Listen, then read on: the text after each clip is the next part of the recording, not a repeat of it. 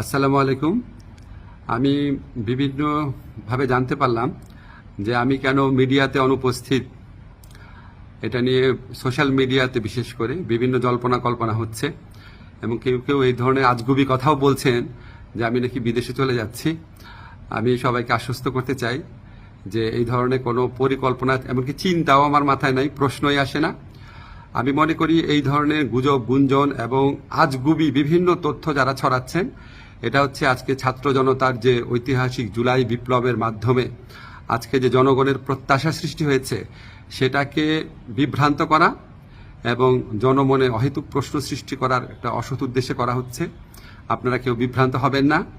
আমি কয়েকদিন আগেও পত্রিকাতে ইন্টারভিউ দিয়েছি, তবে এটা ঠিক আমি একটু মিডিয়াতে কম আসছি কারণ আমার অনেক কাজ এবং আমার কাছে মনে হয়েছে যদি আমার কার্যক্রমে যদি কোনো অগ্রগতি হয়